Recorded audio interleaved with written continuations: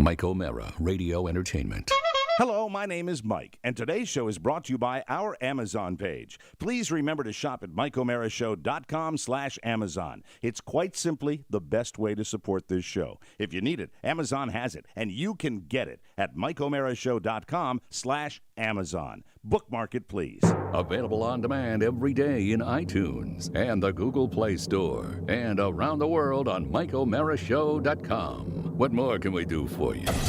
It's the Mike O'Mara Show. Oscar, it's a big Monday in the city. Yes. We've got a guest in the studio. Oh, yeah. But one thing we must address first. Last night, he started it up again. Larry King, his 2 cents. Larry is tweeting again. And I thought it would be nice if he came by. He's actually in Los Angeles, but he flew in. So if we could open the door. What again? I'll get it. I can't get in. What's the matter, Larry? Open the door. I can't get Open it. You twist, you push. Don't have a security door. There you go. Oh, thank God. Ladies and there, gentlemen, boy. used to be on TV. Here's Larry King. Hi. Hi, it's Larry King. Hi, Larry. Am I supposed to read the prepared text? Yeah, you should, because these are your tweets, right? Your 2 cents. All right. Here we go. Okay. Yeah, boy. How you been? I'm not as, huh? How you been?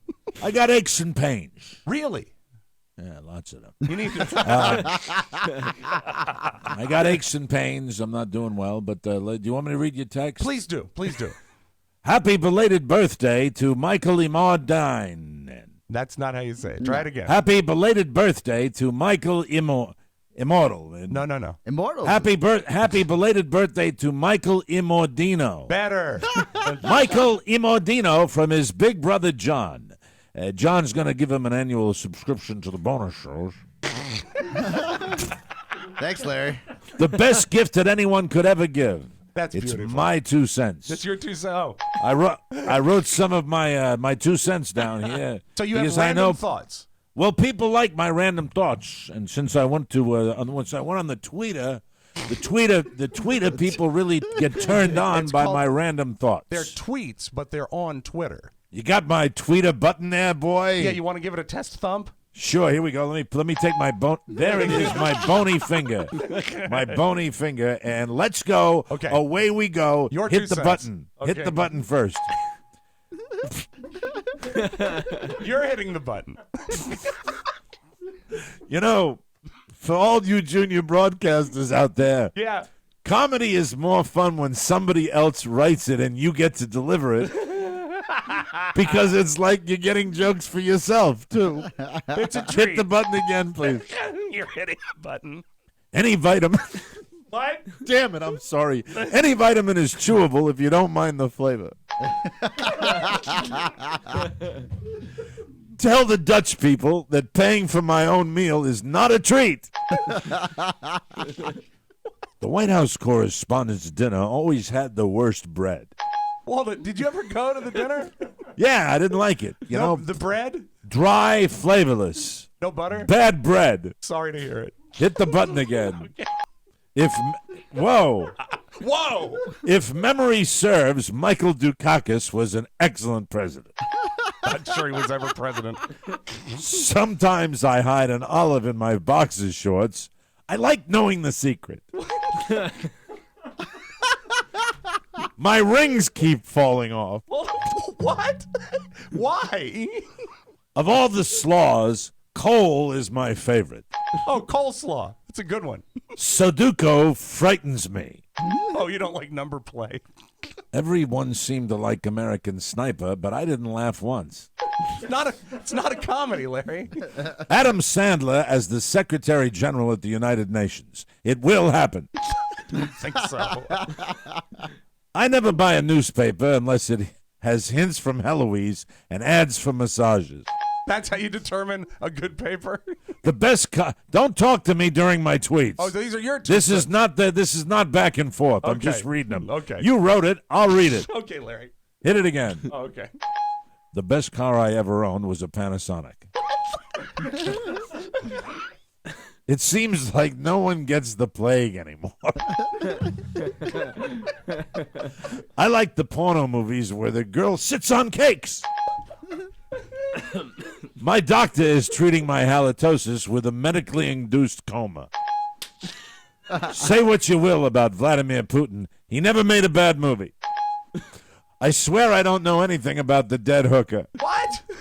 Another Daytime Emmy Awards, yet no trophy for Alan Ludden. I cry bullshit. One time I ate a house cat. Whatever happened to Bruce Jenner? Now, come on, Larry. How dare you? Hey, Steve Hawking, enough already. Talk like a grown-up. Ever since Zayn left on One Direction, I can't make love to completion. Corned beef makes a delicious sandwich, but a lousy bracelet. Jack Palance had the greatest ass in Hollywood. I like to shampoo my bad place. Oh, no. Bedtime is my favorite time of day, except for one thing. One thing, what? When my wife closes the lid. Start the show, you hunk. It's the Mike O'Mara Show. You can listen to the Mike O'Mara Show at www.mikeomarashow.com. Stay tuned for an outstanding entertainment program. It's the Mike O'Mara Show. Let's get down to business. From the entertainment capital of the world. The nonstop focus on billionaire donors creates real problems for our democracy. And that's why we're running for a third term. No, we're not. We're not? No. Who the hell said that? But we do need to stay focused on some big challenges, like climate change. Hey, listen, y'all, if you haven't noticed, California is bone dry.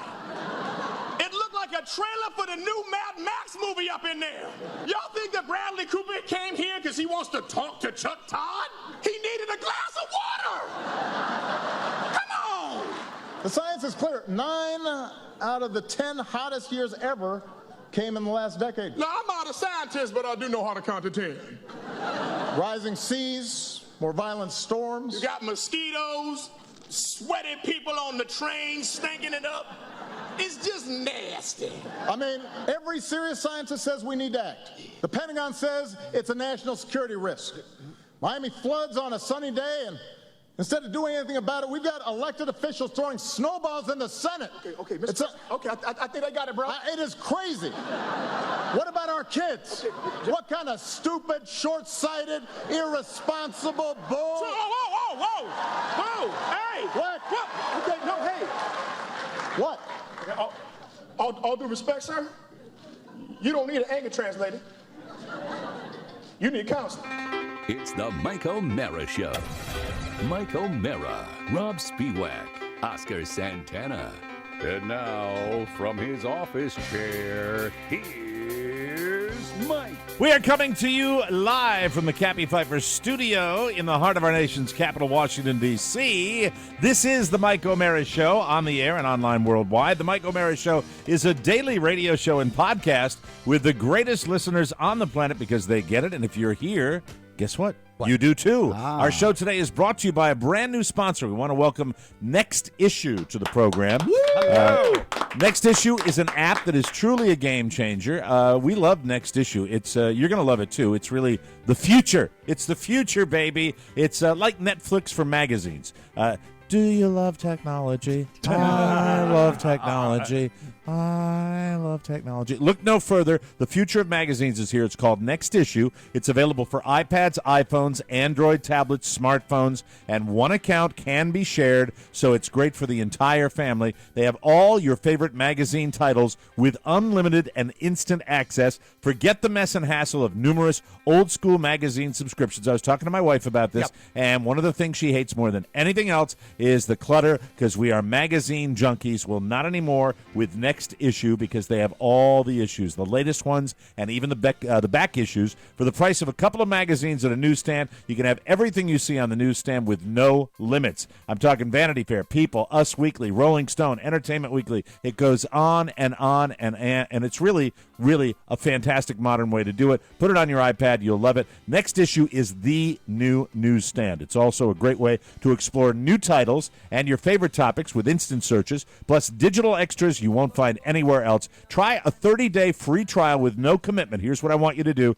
It gets even better. Go to nextissue.com/TMOS. Sign up today for your first month and get free. You get your first month free and 50% off Next Issue's most popular premium plan for the next 2 months. This is a great deal, but it's only available in the U.S. by going to nextissue.com/TMOS and signing up today. That's nextissue.com/TMOS and get them all. I mean, for the It's price of a couple of magazine amazing. subscriptions, you get all of them, and it's the modern way to do it. You won't have the clutter. That's what my wife. For the first time ever this weekend, Carrie used an iPad because that's she great. wanted to read Real Simple magazine. Well, tell her welcome to 2015, and I'm glad we're- next issue got her to do that. Mike, we're not speaking, but Let's welcome our guest. This is very exciting for the show, and it's like a trip back down memory lane from someone that I used to have brief conversations with once or twice a month.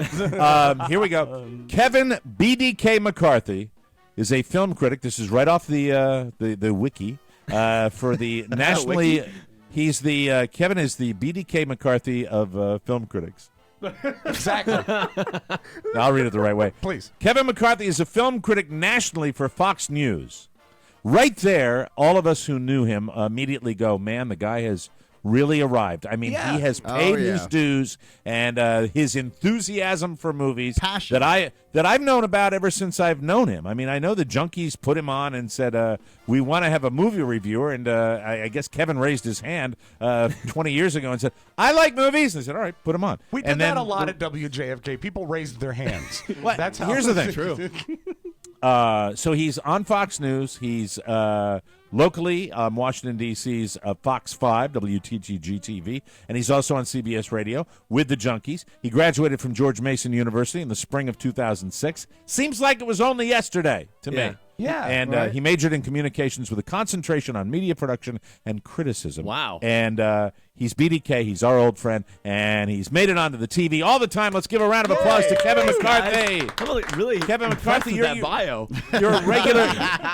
I gave you a regular intro, I know, but because the you're media criticism thing. Wow, where did you pull that from? It was right off the internet. Rob got it right. Didn't I you get it, believe Rob? actually it's at nerdtears.com. Oh. If you click about Kevin. Oh, okay. It comes right up. How First of all, before we get to Kevin, Rob, Yes.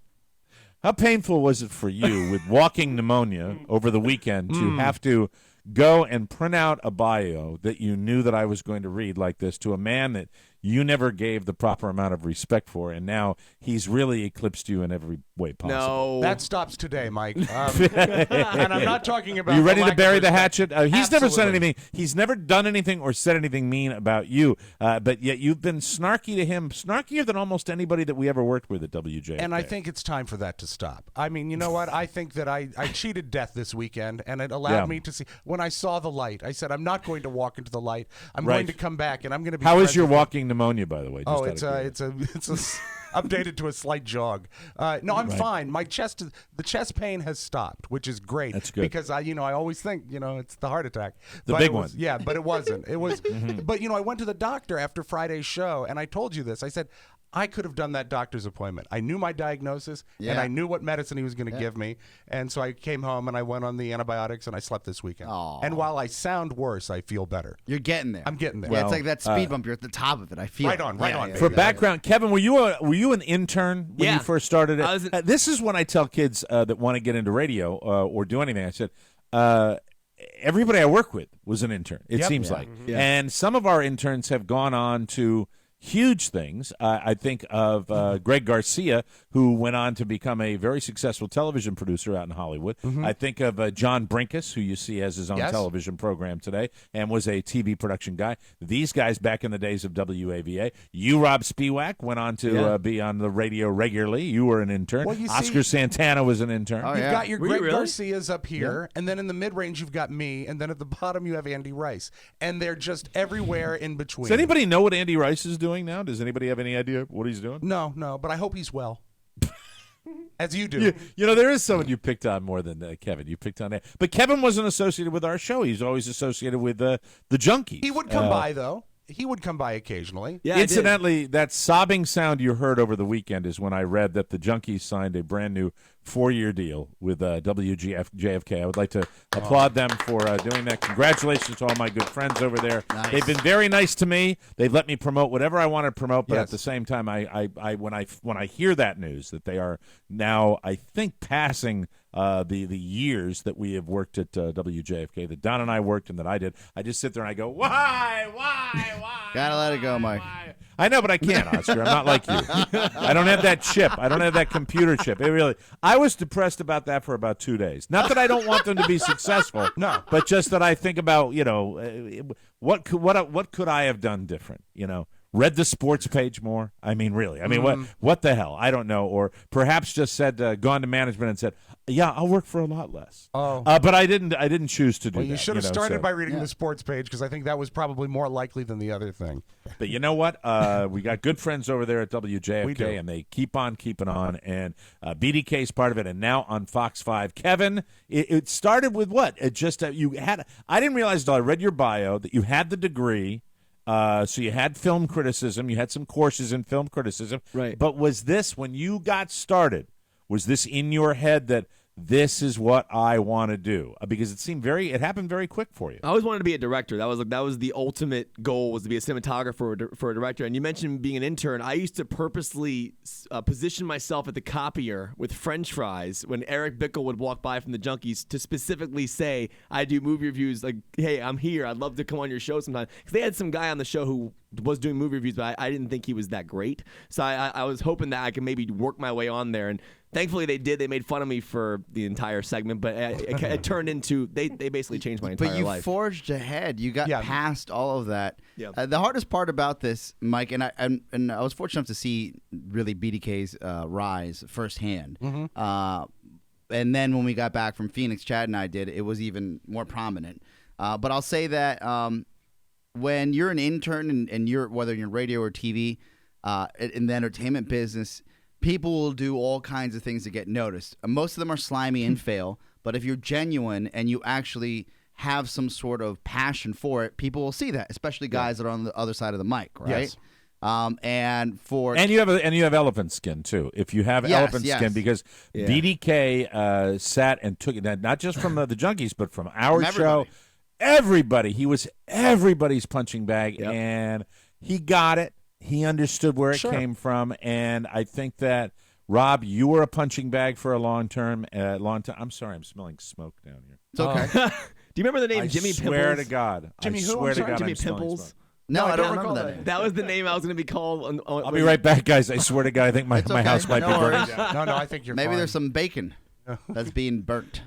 Is he being serious? Well, Yeah, he'll check on it. He'll be back. He'll be back. Now, Jimmy Pimples. The Little total story of Michael Jimmy Matthews. Pimples. There was a time with on when Mike and Don were doing the show together, Right. And I was gonna be a character called Jimmy Pimples at one point. I can't remember what the deal was. It never launched? This was like in 2006. That sounds about right. Yeah. And I had horrible acne Well, at that point. no, in my not life. on you, not on your acne side, but the Don and Mike show would say, we're gonna have Jimmy Pimples on. Yeah. Sorry, fellas. simplified Mrs. O'Mara's making cabbage. I thought there was seriously. Is that- I really. is that code? I'll never get up. I will never get up from the show. I legitimately thought that there was something on fire in my domicile down here. Well, you know what? I don't want to, talk about anyone's cooking abilities, but when you get smoke from cooking cabbage, Yeah, I know. you're I searing still meat. think it might be coming out of the equipment. I have no idea. If I No. see smoke, I'll let you guys know. It's crazy. So getting back to BDK. So let me. I want to ask you some questions about you and your starting from an intern, going on as really kind of the comic relief, kind of a punching bag for all these shows. When you were doing that, was it ever painful? And when it was, did you say, I probably shouldn't subject myself to this kind of stuff?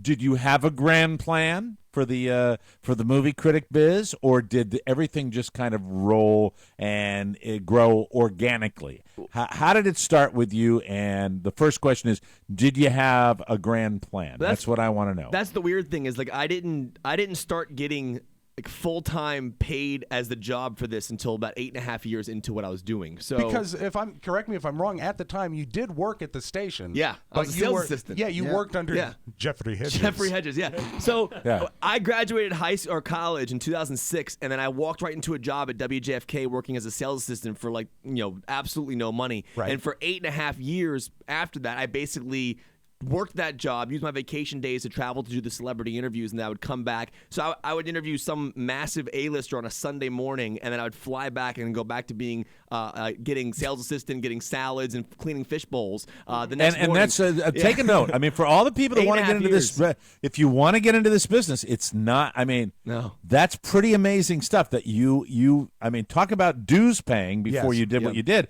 You did that for that amount of time, and it's interesting. I never really thought about it a lot, how you would go out and get these interviews, but you would, on vacation days is when you would travel out to L.A., and you knew that's where you had to go to get the celebrity interviews. Yeah. That's what they were there, where they would do these multiple interviews, right? Yeah, I would take the vacation day, I would travel out, I'd do it. Sometimes I'd come into work early, work late, and to do these things, but you mentioned like the painfulness of like kind of going in there and subjecting myself to like the jokes. That was never really bad for me. I had fun with that. The painful thing was calling my parents every week and asking for money, or asking my friends for money. People who were just 1,000 times more successful than I was. I'd have to call my my dad. You were my brother. financing your own travel. Yeah, essentially, because you're basically you pay for your own cabs and all that kind of stuff. So basically, you're dealing with that, and I had no money whatsoever. I was living would they on take ramen care? noodles. Would these companies take care of airfare at all? It depends. Would our company? Yeah. It depends on where. It depends on what it was. Like it depended on the trip. Like I don't want to get into minutia about it, but there was just so many different elements that went into it. But yes, I was spending my own money in and this was just for the radio, right? This was for the radio. At the beginning, this was just for radio, correct? Yeah, and then Fox 5,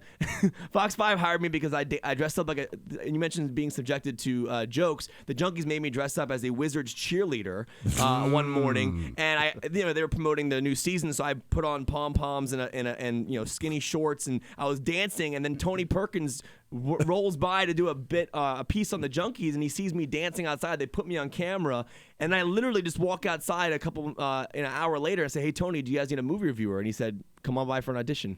That's like that to me. And wear that outfit. Huge. Yeah, but the foresight to ask him in the Wizards uniform as a cheerleader. yeah. And I mean, you don't find that. You don't, and this is a compliment to you, Kevin, because you don't find that type of passion to say that there's a go. And back to the finances just quickly. I know what he's talking about. I have a number of friends, and including myself, getting into the radio business. What you do is almost anything to make sure that you create that opportunity, whether it's maxing out your credit cards or asking your parents for loans or asking a brother and sister for $1,000 to get you through the next couple months. I was living on credit cards for 8 years, basically. I just paid off the one that I was living on for the first 7 or 8 years. With my just paid it off, literally like a couple months ago. Yeah. I know the feeling. When I started dating my girlfriend, and you're working for Fox, so we still know you're not ready to buy the house in the hills yet. No, they're paying me they're paying me well. I mean, I'm able to live comfortably now, which is like okay. So that's nice. a new thing for you, right? But I mean, with the radio, that never happened. Well, correct? because radio, I was never a full-time entertainment reporter. I was always a sales assistant. I'm not saying they're paying me a ton of money, but they're paying me enough to like be able to live now. I mean, I'm able to like go. This home. is the Fox people that are paying you. Yeah, right? I'm able to like go home and not have to call my parents for money anymore. And when you do all your travel, the company takes care of it. Yeah, there's different regards to it. Like there's always different elements. Depends on where I'm going. There's like it always depends. Let me ask you this, because now that you are plugged in with a real television, literally a network, because you do stuff nationally for Fox News. Right. Do the people that you interview, the entertainment, that side of the business, the people that are promoting the film, do they court you more? Do they sometimes? No, they don't at all. No. You still need to be hungry, right? Oh my gosh. So here's the thing about this business. So basically, when you go out to these junkets, a lot of these big stars like Robert Downey Jr., Angelina Jolie, they have. Can I interrupt here for a second? Because Sure. For those of you that might want to know, what are they talking to this guy about? There are people that might not know Kevin. I will tell you some of his people that he's interviewed: Quentin Tarantino, Steven Spielberg, Martin Scorsese, Gary Oldman, Angelina Jolie, Robert De Niro, Tim Burton, Don Cheadle. Are those all people you've interviewed? Yeah, Every one of totally. them? Yeah. And Kevin James. Yeah, Kevin James recently. Kevin James, who got 4% of critics liked Paul Blart Mall Cop 2 Did you review that one I publicly did. yet? Have you Oh, done that? publicly. Did you give it? I Did gave you it a give it bad the review. thumbs down? Well, that's good because Yeah. you don't do that very often, Kevin. Well, no, we're going to honestly- get to that in a second. And We're going to, remind me to tell you the George Clooney story about a bad review movie. I'll tell you Okay. that. But in regards to the question you just asked about, like these bigger names, yeah, like these people like Angelina Jolie and Robert Downey Jr., they have very specific small interview lists. Okay. And over the years, I've met publicists and been able to like get on. Like De Niro was like the hardest list I ever had to get on. And once I got on Robert, first of all, it's weird for me to even say these names. I've ever been associated with them in some regard. It's strange to me because I'm a movie fan, but I still freak out about it. I still get nervous. I still stay up all night working on my questions. I It's no know different. that's your anthem. Enough of that. But- at a certain point, you're not going to be able to say that anymore. No, it's okay? 100% The fact true. is, at a certain point, you're going to have to geek out. Things going to have to go away. I don't know. Okay, it's going to have to go away. You have sat down with. You've been with Scorsese, with Spielberg, with Tarantino, with Angelina. Okay, at a certain point, if you've got to go, interview a character actor that nobody knows, you can't say geek out anymore. Honestly, the moment I don't get excited about it is the moment I'm going to stop doing it. I know it sounds cliche, but I really am. I mean, I don't travel. I'll go to LA for. I can hear Rob's brain I working know. right now. I know. can I'm hear waiting you for a right. zing. I'm waiting for Are a you zing. gonna say something like please stop soon? No, is that I what was are just you going gonna to say, so you really don't need to go back to Channel 5 today. Yeah, I do. I'm still excited about it. I was gonna say if that was Mike's credo, he would be done a long time ago. That's right. Mike, I disagree. Thank you, Oscar. I don't. Yeah, man, don't think I didn't even want to come in today. Yeah, Mike's credo. Swear to God, Mike's I like credo- you. I like you and all, but I mean, it's not like it's not like when we had Chuck Todd. I was real excited. Right? Mike's credo is sort of the opposite. Mike's credo is maybe tomorrow. Maybe tomorrow. That's the way I do it. We'll continue to talk with Kevin. We're going to take a break, come right back, and then we'll really get into talking about movies because we're in that late spring, early summer kind of thing, and yuck. Yeah. Jesus Christ, I hate it. Anyway, because I think movies suck nowadays. But I'll take a break and we'll talk to Kevin in just a second. Hi, this is the Internet's Steve Mermelstein. Perhaps you know me from the Americast, where Marcus Serta serves as my sidekick.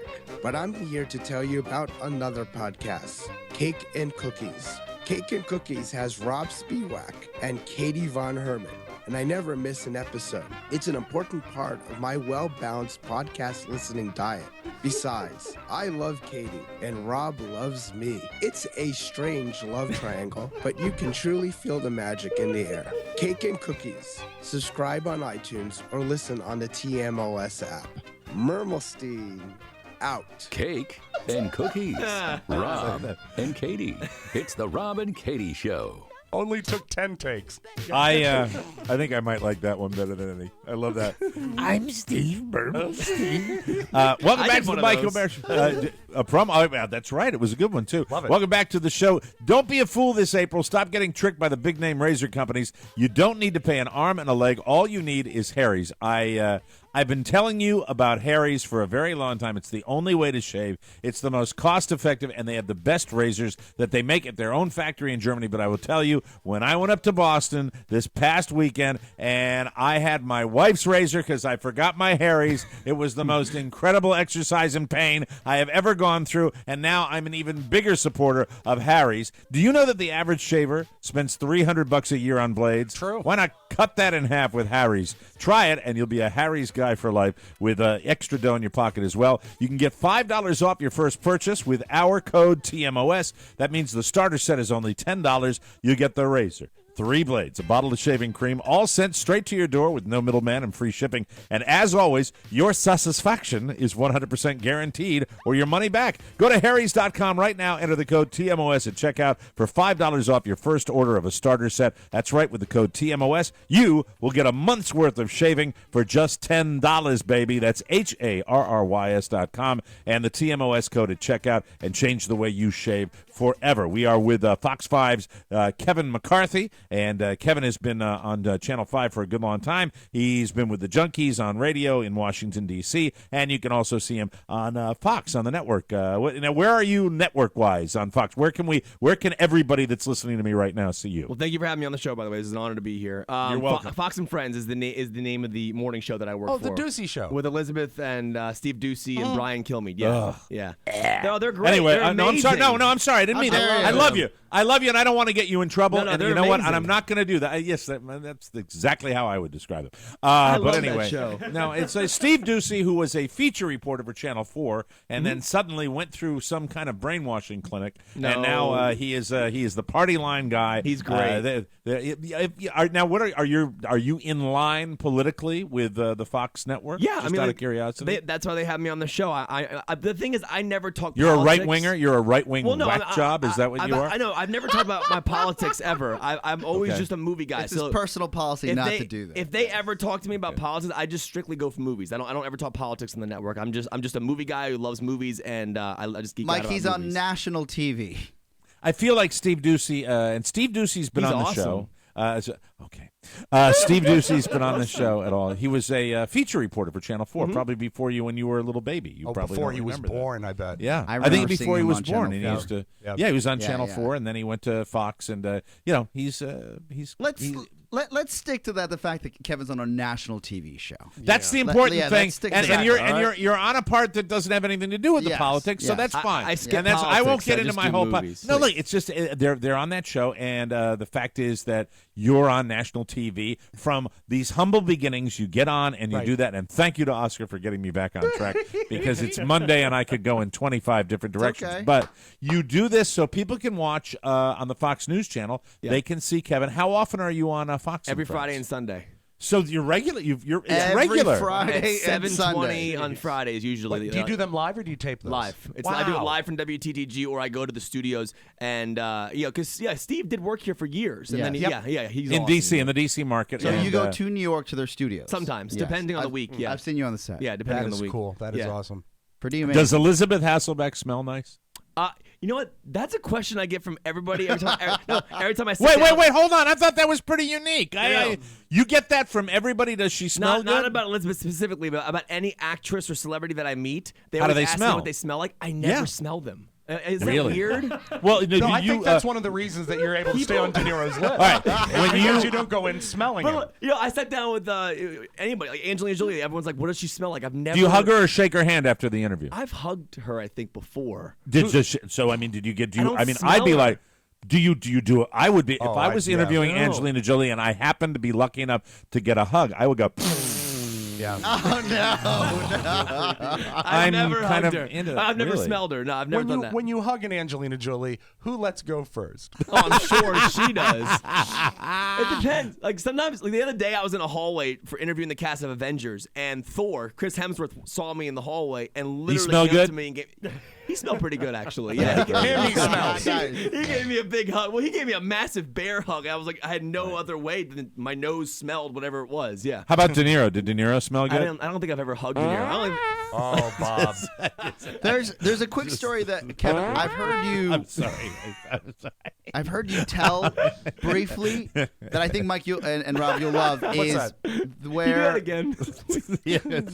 No, just hold on. I want you as best you can, and now listen, because I know you don't really. You feel a little weird about dropping names, but I want you from memory right now. Just see how many names you can throw out of people That's that you've boring. interviewed. And no, it's not boring because I will. The only time you'll hear a certain sound is when I have my little theory. Okay, so Okay. start and you're a man, go. Mike, you're a man who's built a career on theories. Yes, theories, and you know look, the fart sound effect is something that's a trademark. It makes on me our laugh show. every It should- single I time. know. So let's start at the list, and I will just have my finger on the button. Okay, All right, Robert go De ahead. Niro. Yeah. Yeah. This means they smell. No, just thinking who would be, Who would pass who would gas? who would have a chance of maybe doing that? Let me ask. during an Let me interview? put it to you this way, Mike. Yeah, go ahead. Who might benefit from some audio sweetening in the post production of the interview? And I'm not saying which way or why. Right. Just All right. sweetening. Yeah. So you've interviewed Robert De Niro. Go ahead. Tommy List Lee it. Jones. Oh. Okay. You know what? Maybe it's everybody. So forget Jennifer it. Aniston. Oh no. Nice. No, You not gotta at pass. all. No. Mike, Speaking here's of- one. Kevin Smith. Speaking of interviews, Kevin, can you please tell the story of how you got onto And it's funny because I think he's a great actor, but he just seems like a cool guy. Russell Crowe's list, yeah. the first time and how you were able to build that relationship, how you basically bypass the channels that you usually take to get on a list. This is how tenacious this guy is. Okay. So it's a similar situation of just asking. And by the way, Russell Crowe, does he get a sound effect, Mike? Oh, I'm sorry, that was the wrong one. It's this one. Gladiator fart. Is that that's the down under Australian version of it. Gladiator Vegemite, I think. Is a lot of Vegemite, Mike. Down under. There you go. I'm sorry. I don't know. You know, it's Monday. I'm a little punchy. Was up with the kid all weekend, and I'm a little punchy. I mess with that stuff. I know. I know. You've risen above it. Welcome to our world. Thank you very much. Yes, sir. That's good stuff. All right. So tell us about Russell Crowe. It was just basically Russell Crowe. I was just starting to build contacts. I was going to New York to interview Harrison Ford for a movie called Morning Glory. Long story short, I called the studio to get Russell Crowe. I heard he was going to be in the same hotel. They said, no, his schedule's booked. Sorry, we can't give you time with him. So I'm on the train to New York. Russell Crowe tweets out, I just saw Harrison Ford in my hotel. I'm freaking out. I want to get a picture of him. My kids love Indiana Jones. I respond back simply and just say, hey, Mr. Crowe, I'm interviewing Harrison Ford tomorrow. Too bad I couldn't get you. They said your schedule was booked. And I put a sad face. He responds back immediately. Call the studio and tell them I told you to ask one more time, essentially is what he said. I called the studio. I said, Gladiator told me to say this. They said, no, you don't get it.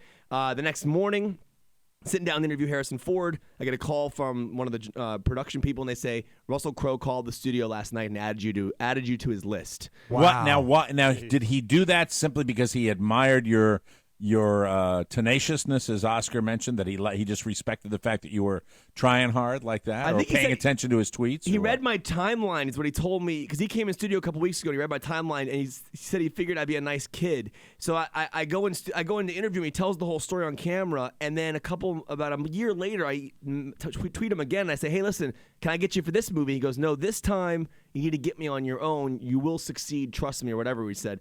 3 or 4 years later, I sit down with him for Noah. I book him on my own for the first time. I walk in the room. He immediately recognizes and remembers what happened with that Twitter conversation. He says, you got in here on your own. Congratulations on your success. And then since then, he's caught up with me on Twitter, asked me how my career is going. And then eventually, he came in studio last week. He told the whole story again on camera. So he's just been a big supporter and helpful person to getting my career started. Isn't that phenomenal? Very cool. That is really, really amazing. Let's. I want to, because we only have a few more minutes left with Kevin here. Kevin, you have gotten a hard time over the years. A lot of people have slammed. I think the junkies give you a hard time about it. That you love everything. You know that you loved. That's been a rap for. Has that developed over your career as far as doing movie reviews? Do you look at movies a little more harshly than you used to? Oh, a little more critically, I should say. Same way. Well, one of the biggest questions I always get is how can you sit down with a massive celebrity and then also critically think about their movie in a critical way? And that's a good question. One of the things I've always been able to do is separate the two. So one of the best stories I have about that in regards to was George Clooney for a movie called The Monuments Men, which was absolutely dreadful. I thought it was terrible. And really amazingly great. terrible. Great story. I was Amazing so excited cast. about it, Right. and I thought this movie. At that point in his career, Clooney was on kind of a can't miss trajectory. Yeah, right. He always was doing, and it was a piece of dung. Think It about was what he really directed. horrible. Good Night and Good Luck was phenomenal. Edward R. Murrow. Absolutely amazing Confessions movie. of a Dangerous Mind was phenomenal. So I walk out of the screening. I wasn't supposed to get Clooney at all. Now Clooney, by the way, is the same publicist as Robert De Niro, who I had built a relationship with. So I walk out of the movie after it's over, and I say, "Oh, it was boring. It was slow. I didn't care for it."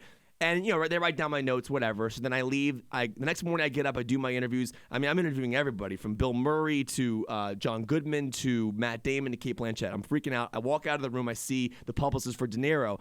And I said, hey, man, it's good to see you. Is Clooney doing anything today? I've never gotten him before.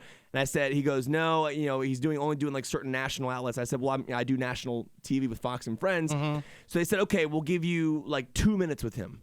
So I walk down the hallway. I go to my room. I write down my questions for Clooney. Right before I'm about to walk in the room, the publicist pulls me aside and says, just so you know, Clooney knows you don't like his movie. I'm like, and I'm like, what? So I'm like freaking out. First of all, I've never met him before, so I'm already nervous enough. Second of all, I'm going to walk into a room and the guy knows. Now, one time I was interviewing Matt Damon, and Damon said to me that I know you don't like my movie if you walk in the room and ask me like a personal question first off. Like if you don't mention the movie at all. So these actors have a general idea of reporters who don't like their movies. And they're all sensitive flowers, whether they tell you they're not, but they've been through it. They know. I mean, it's not like you're the first guy that said something bad. So how did the rest of the date go? Yeah, I'm curious about that. So I walk exactly. So I walk in the room to interview George Clooney, and there's like this mutual understanding that I don't like your film. I didn't like the film. I love your work. I mean, I can bring up Gravity. I love films like Confessions of a Dangerous Mind, films that he's done. That way, you walk in and you mention things that you do like. You don't have to be disrespectful to the guy. So we sit down and we have an incredible interview for 4 minutes. We stood up. We got a picture together. I walked out. He must have been thrilled. No, he was awesome. Dude, he actually smiled. Like these actors. Like, no, that's cool. He was super nice. I walk out of the room. I go home. I air my interview. Then I go on the air, and I did not give the film a good review whatsoever. I gave it my exact reaction I gave them when I walked out. And one of the things I learned a long time ago was be honest at the front, because if you tell them otherwise in the beginning, they're going to find out later on when you give your review anyways. Yeah. So when you did the interview, the 4-minute interview, when you had your 4 minutes, were you did you address Monuments Men? Did you talk about money? So you said right away, I thought it was slow moving. So these guys know when they've got a turkey right away. What I meant by that was I don't go in there and tell him to. I don't disrespect him to his face. I also didn't tell him I love the movie. I just sat down and I said, you deal with another subject. Yeah, right? I said, You move Mr. on to Clooney, other movies. It's good to see you, by the way. When you direct yourself in a film, do you yell "cut in action," or can you be critical of your own action? So you don't have to deal with it head on, right? And it really doesn't matter that he knows that you didn't like the film, right? Yeah, and now had you panned the film publicly before the interview with Clooney? No, had you done so that? he had apparently had just read my notes. So apparently, since he's a director of the film, I guess he wanted to read people's reactions. So he just read through whatever my reaction was. Slow. And where did he get that? When I walked out of the movie after I finished it, I gave it to the publicist, and apparently he requested. This is what I've been told. I don't know. He wanted your notes for the movie. Not me specifically. He takes everybody's all notes. The notes. Every reporter who walked out. This is what I've been told, or what I only gathered in my mind how else he would have seen my reaction. I think he just read everyone. I just want to stop you really quick because I'm curious about the process here, and I think everybody that listens to a movie review would be very curious about this. So a publicist can say can request like notes on the movie. I mean, I'm curious how that happens. That's your private stuff, isn't it? No, when a critic walks out of a movie, there's always a representative at the door, right? And they say, "What was your reaction to the film?" So that was just me simply just saying the movie was slow. So when we're talking about notes, it's not like you're sitting there with with your iPhone or yellow notepad. You're discussing it briefly with a publicist. I mean, it's not even more than 15 seconds. It's just me stopping. That's all I wanted to know because I've never done that. I don't know what that's about. Question, and this sort of goes back to the Clooney thing. When you are dealing with a star, and a lot of times now with the way that the media is so on top of stuff, if a movie's going to be a clinker, people know in advance it's going to be bad. Yeah. And they still have to follow through and do the media for it. When they are promoting a movie that's already been panned, essentially, are they more guarded? Is it a harder interview to do? Do you ever go in and find them defensive because they already know that their movie is going to be a problem? Strangely enough, the movies that are really bad, I get the best interviews out of for some reason. Like, for example, Hangover 2 was just a train wreck and absolutely awful, just a remake of the first one, unfunny. And I had to, I sat down with the cast, including Bradley Cooper and Zach Galifianakis and Ed Helms, and I think when I walked in the room, I think they knew it wasn't good. I don't know. I got a vibe that they knew the movie was just like, this is just my personal opinion. I don't know this for a fact. So they overcompensate, is what you're saying? Yeah, I don't know if they overcompensate. They might be a little friendlier. They have more fun with it, maybe, because they see their career flashing. Guys, I think they see their career flashing in front of their eyes, and they probably want to be nice. Not going to be a dick because the movie sucked. I've had a lot of interviews where the interview's funnier than the movie, just because, like, and like, for example, like there's a movie called Get Hard recently with Will Ferrell and Kevin Hart, which I didn't think that was that funny, but I walked in the room and I felt like their chemistry in the room was better than it was on camera. I bet it was. Absolutely. It was interesting. Yeah. But it all depends on what their mood is that day. I mean, a lot of these actors, it all depends on they're like us, that they have like problems in their daily lives, and if they bring them to the interview. But I will say 99.9% of my experiences doing these interviews, everyone's been super nice. The only problem I ever had was Tommy Lee Jones, which was just the. I mean, if you wanna cringe, just go to YouTube and type in awkward interview with Tommy Lee Jones.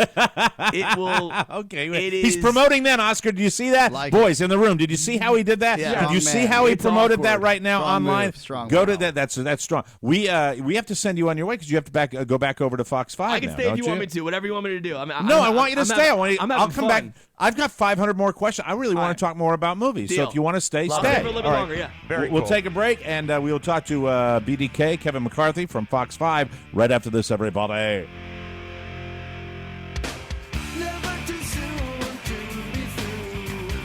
Welcome back to the Mike O'Mara Show. This segment of our program brought to you by Blinds.com. Check that. It's brought to you by Cameron Hughes, our good wine friends. Yes. We're talking about beautiful wines. I enjoyed them this weekend again, like I always do. And what they do, Cameron Hughes finds premium vineyards that have a little extra of their best wines. Then they buy those extra bottles and sell the exceptional wines right to you for 40 to 80% off. That is why you can get a wonderful $100 bottle of wine, and you can get it for $20, $30, sometimes $15, depending on what they're doing over at chwine.com. I recently drank lot number 502. That is a cab from Napa. I love this. Everyone loved it, and that's why it's sold out, people. Well, they get limited editions of these. I know. It's and sad, they were sold out except for a small reserve just for our listeners. Use the code TMOS. You'll get exclusive access to this premium wine. I love Cameron Hughes. I tell everybody about it, and everybody's enjoying it that tries it. This week only, you can get this extraordinary cab for 20% off. That's right, 20% off lot 502, my new favorite, and free shipping. All you need is the TMOS code. Here's the only way to get this reserved sold-out cab at 20% off plus free shipping. Visit chwine.com. Click on the microphone in the upper left and enter TMOS. That's chwine.com. Click the mic and enter TMOS. You will need to try this wine. Quantities are limited, and the offer ends this Friday. You'll thank me later. chwine.com. We're here from Fox. We've got Kevin McCarthy, BDK from the Junkies. You guys know him. You'll love him. He's worked with us in the past, and now he's a big-time movie reviewer. And Rob, you wanted to say something. Yeah, I had a question. Is that what was Tommy Lee Jones promoting when it was so awkward? Men in Black 3. Oh, so he probably was not all that enthusiastic with the project. My theory on Tommy Lee Jones, and this was, I'll never forget this because it was the day I got there, the guy, the person who's working the floor or whatever said, this is your graduation day. Because apparently he's known. Oh, boy. Like, from what I've seen online, I think he's known for giving very bad interviews, just in the sense. His reputation, I feel like personally it's on purpose, just to mess with the reporter. I feel like he just likes to watch us squirm around. Like I went for, again. I apologize for all the name dropping. It's just part of the job, like what I'm doing. But like I went. Well, that's what you do, and you talk to yeah, celebrities. I don't mean to do. sound like. No, you're fine. Like, it's like just. It's Normalcy. really pissing me off. It's not. It's not normalcy. But I just interviewed Will Smith for the film, and I walk out of the room. I'm on a high. He's incredibly nice. He's one of the few guys who gets up, stands up, shakes your hand, and uses your name throughout the interview. Now, whether or not that's just him putting on an act, that's fine, whatever. But it's someone like politeness. It doesn't matter if it's an act. It's polite. Him and Tom Cruise are the best at that. Like they literally make you feel like you're the only person who's important for that 4 minutes. Cool. And that's all you get is these 4 minutes. So then you walk into Tommy Lee Jones's room, and it's just like you gotta watch it. It's so awkward. Every answer is like, I don't know the answer to that. It was just really bad. It was very, very painful. I put the whole thing online just to show how awkward it was, because I think my station at Fox 5 actually cut together just his answers in a string, and it was. I don't even think that he actually finished a full sentence for the full 4 minutes. Because when you sit down with him for 4 minutes, all you really need from him is one 12-second sentence, right? Just to make it work. I don't think I'm stunned. He stunned. might have given me that. That in 4 minutes that he would do that. I mean, because, I'm used to it doing radio interviews with people. We've had the people, I've got 15, 20, half an hour with people, and I need to get that mileage. But 4 minutes, you got to be really taking the trip to Prickdom if you're not going to say anything of value. Because how much? Gave me like one answer, I think. That was it. How often? When you get these guys, you're a movie geek. You're a self-proclaimed movie geek, so you know all their body of work. That's all you do. You are legitimately enthusiastic. How much prep do you go, and how do you prepare for your interview? Oh, it's a ton That's of prep. A good question. Like basically, I'll watch the film. So I watch the film. I try to do it this way. I watch the film twice. I watch it once as an interviewer and once as a reviewer. If that makes sense. So for example, I just saw Avengers and I watched it as an interviewer, and I'm going to see it again tomorrow night as a reviewer. So that way I totally get that. That's and that's fascinating, and I like that. Ways to look at it, because like as an interviewer, I'm writing down. My specific style of interviewing is focused primarily on how things are shot, like the technical side of things, how things are done. When a director directs himself, does he yell cut? Does he yell action? How did that special effects shot look? It depends on who I'm talking to, but I always like to talk about how they shot things. And that tends to get a good response. But yeah, I write down specific moments and scenes that I liked and disliked or whatever, and then I ask them specifically about that. What I try to do, since I'm working in television, is I try to find the trailer, because when I'm interviewing for an audience who hasn't seen the movie yet, they need a visual of what I'm talking about. So when for example, before I came here today, I was cutting my interview with Mark Ruffalo and Scarlett Johansson for Avengers, and I'm specifically talking about a moment where Scarlett Johansson drops out of an airplane in a motorcycle and rides along the road. How did she do that shot?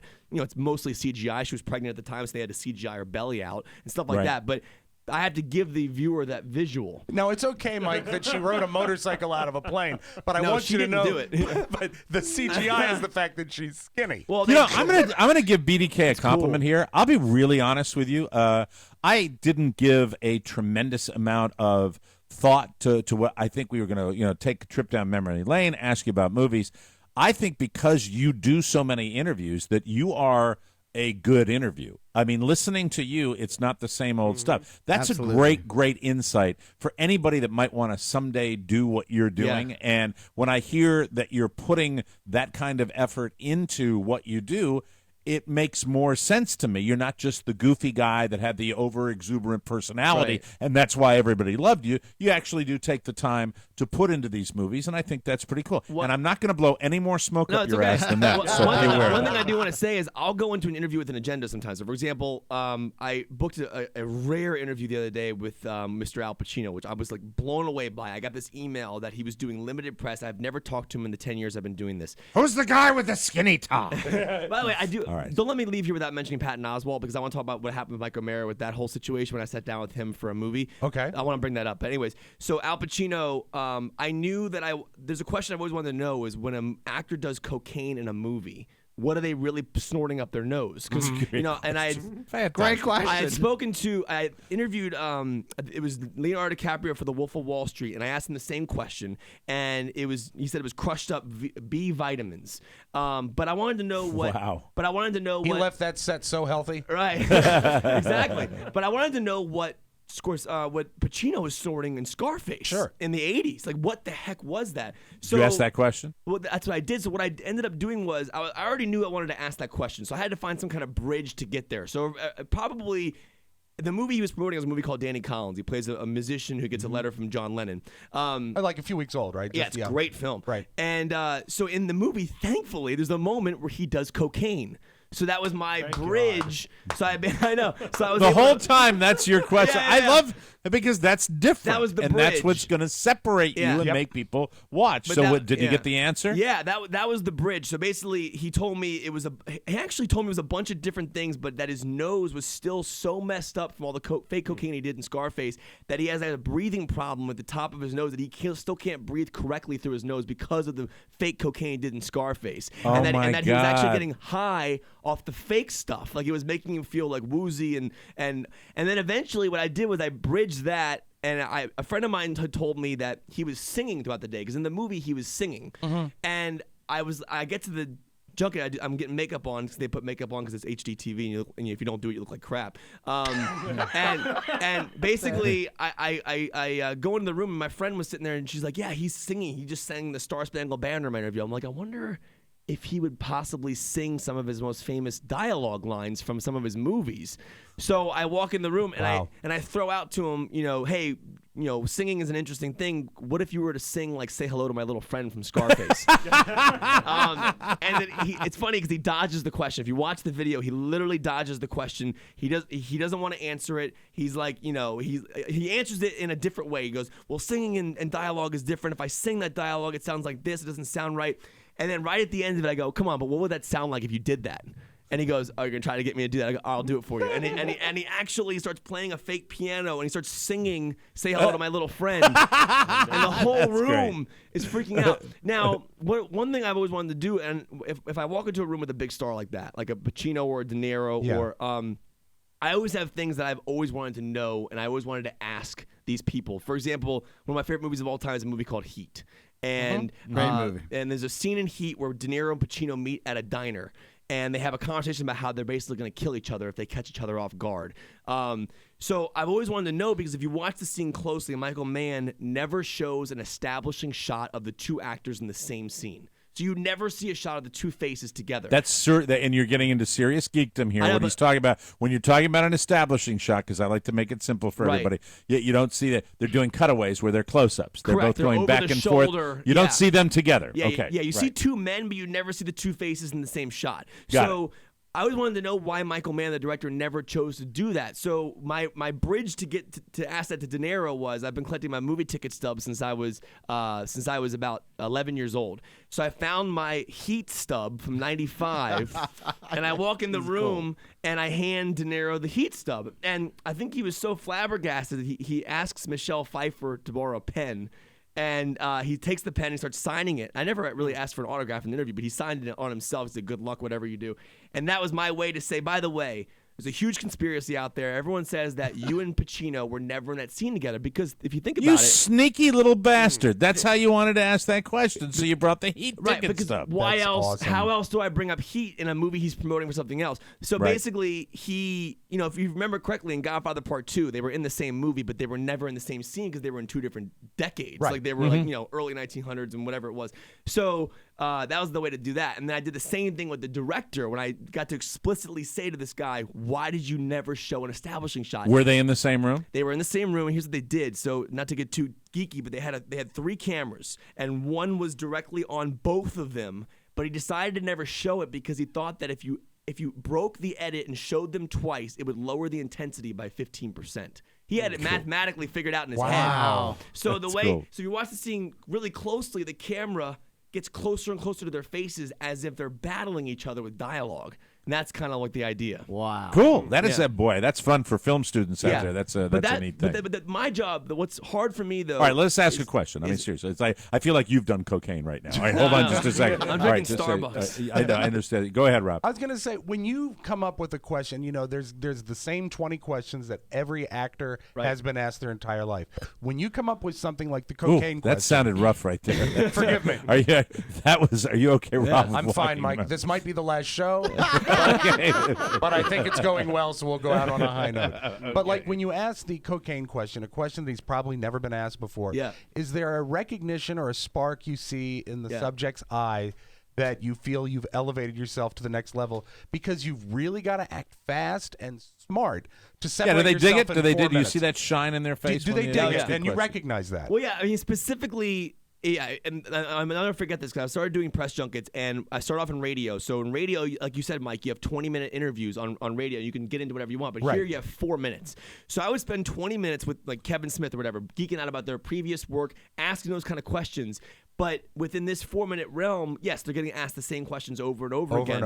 And a buddy of mine who was doing press junkets at the time as well, like we would specifically talk about how to get these actors out of their like the same answer, these rehearsed answers, and the majority of the answers that they give are that way. So you have to find a way to get them out of that box. So I specifically look for that. I mean, the problem is, and I was trying to mention this earlier, is selling it to my audience at Fox and making them interested in what I'm interested in. So if I go back to the station, like Mike had to explain what the establishing shot was, I have to basically kind of find a way to make it interesting for the viewers at home. Explain to them why they should find it interesting. Exactly. Right. And my favorite thing in the world is when somebody will tweet me later on and go, "I just watched this movie. I saw the shot you were talking about. That's pretty cool," or something like that. That's what I hope That's for. cool. That is really. I mean, I had no idea we'd be talking about your process this much.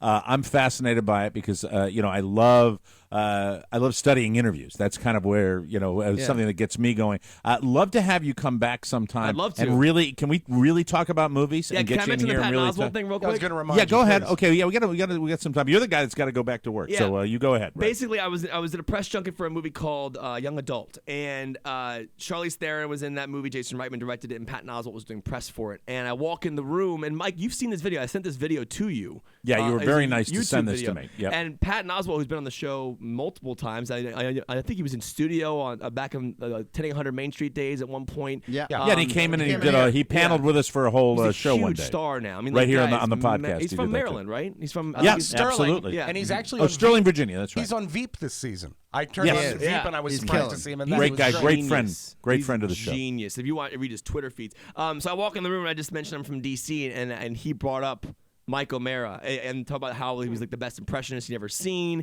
and he was talking about the impressions and the video, which again is on YouTube as well. If you want to tweet it out on your Twitter account, it's on there. But it's just a great video of a guy talking about Mike O'Mara randomly in the middle of an interview. We spent literally 2 minutes of the interview out of the 4 minutes talking about Mike, which was That's cool. cool. I think It's a it might- mutual that admiration nice? society. I love Patton. No. I think Patton's one of the best stand-ups working today. And to get that from him, who's like Right. super A-lister. like famous, a big guy, to remember like you remember Absolutely. his roots, you remembers who he was back before he was like big and famous. So pretty cool. Pretty cool. That's great. You know what? I really, really loved hearing about how you do it and what you do. You take it very seriously, and I think I'm going to watch you on Fox and Friends and ignore that. the other guys. I think at that's that. what's going to happen. Yeah, give Fox win. and Friends a chance. It's a great show. It really Now, is. do you do in the realm of podcasting? Do you have a landing spot for a podcast? Everybody's doing a podcast now. I have a Kevin. You know, Nerd everybody- Tears podcast. It's A Nerd Tears podcast. yeah. All right. Well, Oscar talked to him. I want to get that on the network. I really do. Very good. right now. That's what I want. It's on some Geek Nation website. So. Can you mention your website and your Twitter feed? Yeah, please? nerdtears.com, at Kevin McCarthy TV on Twitter, and I'll tweet out that link if you want to see if you want to watch awkwardness of Tommy Lee Jones, you can check that out. It'll make you We feel are better. all extremely proud of you. Thanks, I Mike. have to get you back sooner than later because I really want to talk movies. We got to talk and, about everything, man. We haven't geeked out in a long time. We haven't done that. Congratulations on all your success, and you've been super nice to us whenever we've been over to Fox 5. And continued success. And please don't be a stranger. You're right down the street, so come back and visit us. Okay? Sounds good, Mike. Tell Carla and the babies and the baby I said hi. I will, absolutely. That's Kevin McCarthy, everybody. That was a lot of fun. Rob, Yes. have you changed? Have you changed now? Look at how nice he was.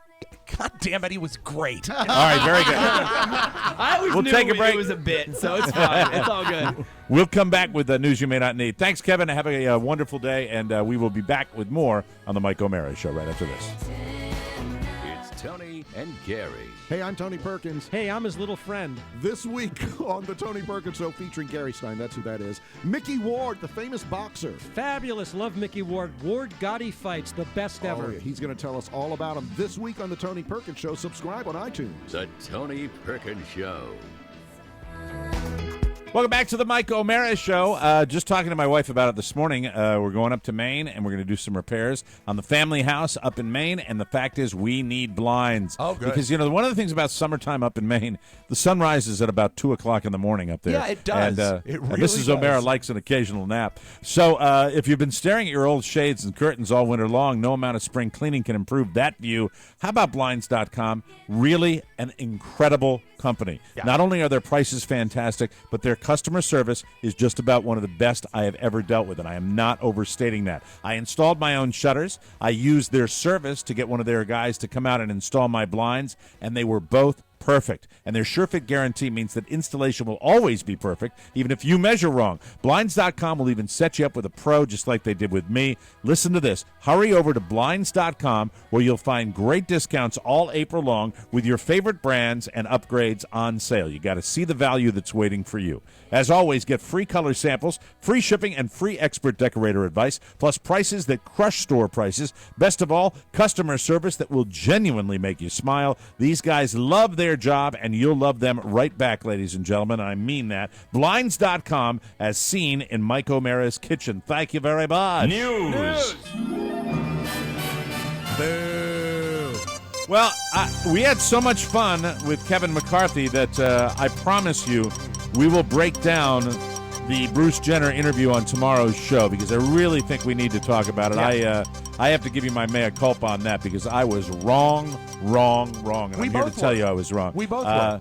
Diane Sawyer's exclusive interview with Bruce Jenner delivered huge ratings for ABC. Here's the total. 16.9 million viewers turned in to watch the former Olympian confirm that he identifies as a woman. Perhaps even more impressive, Bruce Jenner, the interview, scored a 5.2 rating among adults 18 to 49. That's about 4 times as large as 2020's typical performance. Wow. The 2-hour, much-anticipated special easily dominated the night. In fact, this was the biggest Friday night episode of 2020 in more than 15 years and the highest-rated non-sports telecast on Friday night since 2003. And here's, just briefly, I'll tell you what I love about it. Okay. Everybody, and I posted this on Facebook over the weekend, everybody tuned in to watch a curiosity, and everybody left getting an education. I know I did. I agree. I know that I was just waiting to go, okay, let's see the weirdom, and then riveting. And I give full credit to Diane Sawyer, and believe me, I have slammed Diane Sawyer in the past for being too soft in these interviews. Bruce Jenner, his comfort level, I mentioned this also. I think he saved lives by doing this. There are many, many people, young people especially, transgender people out there that are so conflicted and going through hell that I think this hopefully gives them some backing to come out and let people know that they've got this issue. When's the last time you watched anything on television and you walked away from it saying, I think that did some good? Because that's the way I felt at the end of it. So true. Completely surprised, absolutely blown away, surprised by it, and that's a nice feeling once in a while, especially with the little box, which doesn't surprise us very often anymore.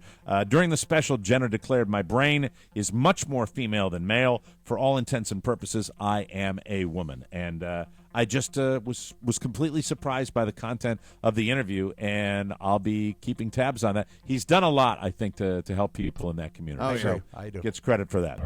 The White House Correspondents' Dinner was Saturday in Washington. The highlights included President Obama bringing up Keegan-Michael Key to do his anger translator bit. That got a lot of play. The overall presentation by President Obama was, in my opinion, one of the edgier ones that I've seen in years from a president. I agree. So now you're damned if you do, damned if you don't. You see that and you say, man, this was edgy, pretty well written, not super scary funny, but it had some good moments in it. And people will say, well, if he'd spent as much time running the country, you're damned if you do, damned if you do.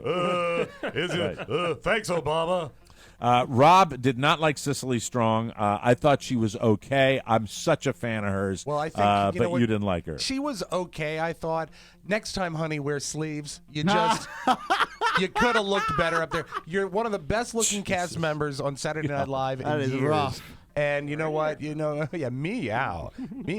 But she could have looked a lot better up there. Her material was good. I didn't. Her joke of the night says, "Let's give it up for the Secret Service. They're the only law enforcement agency that will get in trouble if a black man ggets shot," which is pretty. What were you going to say, Oscar? Well, I just I thought when I was reading reviews and I was watching some videos, I really wish this this dinner would become really what it really is. It's just there to entertain.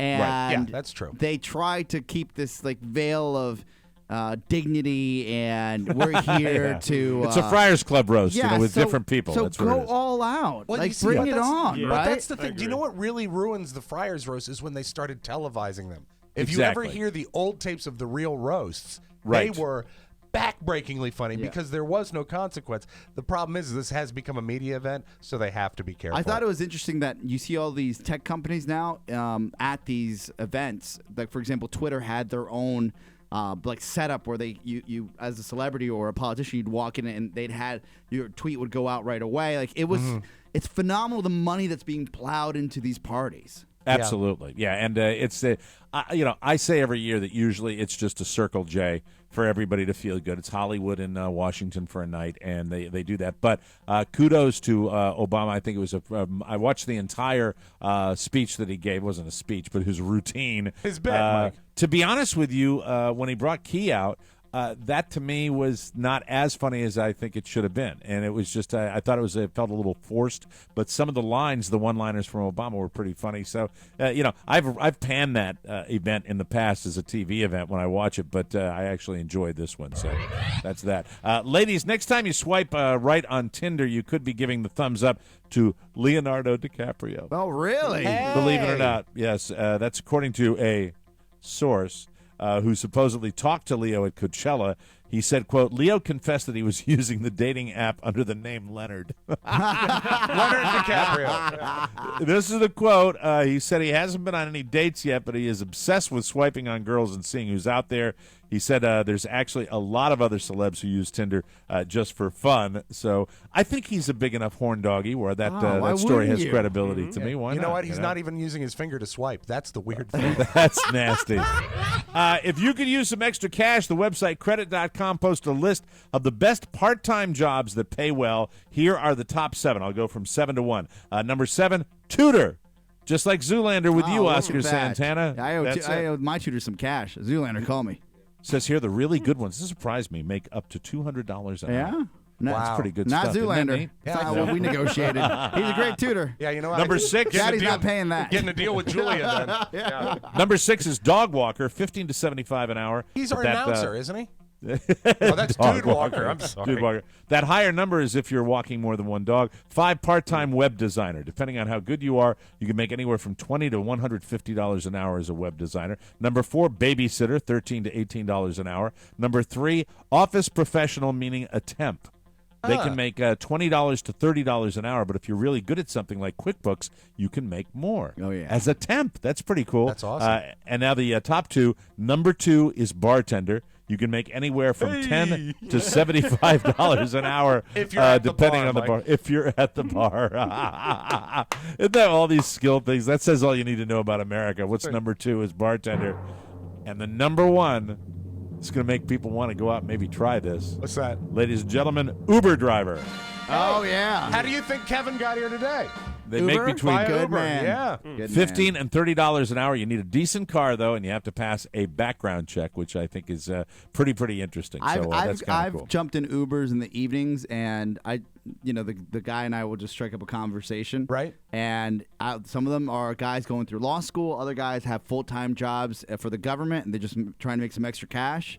I mean, really, if you don't go out on Friday night and you don't care about drinking and partying and you want to make some cash and you have a nice car, you could double down on your income. Wow. You know, and I'm curious about that. The way it works, Oscar, is they get a little cut. The Uber company gets a little cut. Yeah, they Is get that 30%, and the driver keeps 70%. Okay, that's interesting stuff. And you pay for your own gas and all that. You take right? care of all of that. You take care of your insurance, and really, the guy has his phone. Like at least a couple guys, you have a phone on your dashboard. You decide if you want to pick somebody up, and then that's your cash for the day. And then if you want to pick somebody else up, you can do that as well. You can clock out whenever you want. That's very cool. Amazing. I like that. A guy in England named George Kirby proposed to his girlfriend Doreen back in February, and they're getting married in June, which is a pretty short engagement, but it kind of has to be. Doreen is currently 91 years old, and George is 102. Oh, man. When they get married on June 13th, they will set a new world record for the oldest newlyweds. George said he popped the question over dinner on Valentine's Day and decided to get down on, not to get down on one knee because he didn't know if he'd be able to get back up again. On their wedding day, they will have a combined age of 194 years and 281 days. That'll smash the current record of 188 years that was set in 2013. The two of them didn't just meet. They've been together for 27 years. That's just the blink of an eye. Wow. But they didn't think they'd ever get married, but George finally proposed after his kids kept pressing him to. His 63-year-old son from a previous marriage will be his best man. I think that's very, very You know cool. what the old joke is? Why did you wait so long to get married? Well, we wanted to wait for the kids to die. And now a little something from my home state, boys. Yay, Florida. Firefighters in Port St. Lucie, Florida, got a call a few weeks ago about a house on fire. When they got there, one of the bedrooms was up in flames. They quickly put it out. The answer, 2 grown adults acting dumber than little children. 39-year-old May Britt Canterbury and her 47-year-old husband live in the house. Apparently, they've been in a massive fight. They kept taking each other's stuff out into the backyard and setting it on fire. Eventually, my Britt skipped that last step and just lit up her husband's clothes in the closet, which is what caused the house fire. She was arrested for arson, and I just wonder if she's hot. Oh, Get it? Thank you. Do you think they still carry a torch for each other? Thank you very much. They might just be old flames. Thank you. I'm burning for you. Come on, baby, light my fire. It was the heat of the moment. All those jokes. Thank you very much. We'll take a break. Come back with the Audio Vault and Rob Spiewak right here on the Mike O'Mara Show. Listen to Americast and get caught up on all the shows of more broadcasting, like this clip from the Rob and Joe Show. We are experiencing audio difficulties from our local program. No adjustment of your set is necessary. Subscribe on iTunes or download it from MikeO'MaraShow.com every Monday right here on the More Broadcasting Network. Welcome back to the Mike O'Mara Show. Listen up, small business owners. Listen up. Thank you. Right now at Vistaprint.com, you can get 500 business cards for just $9.99. When you enter promo code TMOS at checkout, that's $9.99 for 500 business cards. Are you listening to me? Hey? It's never been easier or more affordable to make a business card that screams you. And Vistaprint makes it fun and easy. Pick from all sorts of cool, industry-specific designs. No matter what you're doing, you'll find it at Vistaprint.com. You can add your info and you're on your way. Or you can upload your own artwork, which is what a lot of people like to do, like we do. We've all made our cards at Vistaprint. They always turn out great. And if you want to go all out, upgrade to their signature stock, add a fancy finish, or even do the raised print thing. That's bone, and the lettering is Cillian Braille. Yeah. Vistaprint also has everything for marketing. They're great at that as well. And remember, if you're not happy, they guarantee to make it right. 500 business cards, $9.99. Never a better time to professionally promote your business. Just visit Vistaprint.com and use promo code TMOS to get this offer. And thank you. Without further ado, let's open up the audio ball for Monday, April 7, 2015. Rob Spiewak. Let's talk a little Steve Hawking, Mike. Stephen Hawking did not make it to the big press conference at the Sydney Opera House, so they brought him in via satellite to entertain things. Yeah. And I think there was actually a hologram of him answering questions. Nice. And the final question of the day, and it was sort of lighthearted, and I don't know how they thought he would respond to it. They said, Professor Hawking, with Zayn leaving One Direction, how is that going to affect the cosmology of our universe? And what's great is how he answered. This is the actual answer he gave. Finally, a question about something important. That's awesome. My advice to any heartbroken young girl is to pay close attention to the study of theoretical physics. Because one day, there may well be proof of multiple universes. It would not then be beyond the realms of possibility that somewhere outside of our own universe lies another different universe. And in that universe, Zayn is still in One Direction. He also said it's possible in that other universe that the girl could be married to Zayn. So it's very important to keep our young kids focused on modern physics so they can do that. I love that. But I love the fact it's, you don't think that the man has a sense of humor, but obviously he does. Very it's cool. great. Now, they pre-do those, right, where he gets to decipher them and then he writes them, because he can't do that off the cuff, Yeah, right? he can't. He's got the computer's got a process. Rob, Exactly. you did know that, You are such a right? mallet head. He thought he was just talking, and that's how Did it you happened. think that he could, type that fast and Mike, prepare he that can't material? type because he's handicapped. Yes. Oh, my God. This is terrible. I mean, he can answer the questions, Yes, but he takes, answers the questions, takes but the longer. questions, Can they we are focus submitted. on the audio, please? Okay, sorry. Please. You really seem crestfallen when I said that. It's not like he's up on stage and presses a button and does that. Well, I have so many disappointments. Life is built on them. Yeah, I know. You're reeling after BDK, so I'm sorry. Just wanted him to do so badly. I know you did. The Foo Fighters are playing a big concert in D.C. on July 4th. July 4th. And there, Dave Grohl has his roots in the Washington, D.C. area. They released a very funny video. You can watch the entire video. But the part I want to play was the front of it, where a guy in a Baltimore Orioles hat is just talking on the phone. This is a real Foo Fighters produced video. Hey, hon, how's it going? Are you still at the Road Ducks reunion? My sister got box seats for the O's game on Thursday. No, why don't you understand? No, Soul Asylum's playing on Tuesday down the ocean. We're going to get some jumbos and then see them play at the Ball and Cork. Just come to the O's game with me. No, we're going down the ocean on Tuesday. Oh, wait, hold on. And what happens is then they go to the guys watching TV and they show that great clip of Jim Vance and George Michael laughing at the model falling down. And then they say, we'll miss you, Jim Vance. Foo Fighters are at the stadium, at FedEx Field or is it RFK where he's playing? RFK. RFK When on does July Vance 4th. leave? When is Vance's last day? Vance will actually... It's mid-May or something? Mid-May, Yeah. but he's going to keep on the 5 o'clock. He's only leaving the 11 o'clock. Okay. So he's just let's see. established- Let's see if we can get Mr. Vance. To I have stop reached by out the to Jim podcast. Vance, and so Okay. hopefully we'll hear back from him soon. Very But- good. But Okay. anyway, I thought that was great that there's a Baltimore accent and a tribute to Jim Vance So from cool. the Foo Fighters. Down the ocean, hon. Yeah, we're going to get some Jembos at the Jembos. bottom court. And Mike, I don't know if you saw this video. They finally caught that coyote that's been running around Manhattan. Did you see the video of the coyote running No, around but Manhattan? but I'm thinking like 4 steps ahead that you're going to play a cartoon. I sound actually effect. have audio of the coyote that they caught in Manhattan. Okay, let's hear the audio of the This coyote. is the surveillance audio. Okay. All right, very good. Allow me to introduce myself. My name is Wile E. Coyote. Genius. I am not selling anything, nor am I working my way through college. Luckily, they I were sold able a to release him to nature, and all is well. The There you coyote go. is no longer in Manhattan. That That's is your fantastic. magic audio vault. Nice. Hi, Kevin. Have a great Monday, everybody. Buddy, get us out of here. That's it. Another Mike O'Mara show has come and gone. Be sure and join us again for more fun and more thrills at MikeO'MaraShow.com. If you want to correspond with our show with a letter or package, send it to TMOS Box 2796, Leesburg, Virginia 20177.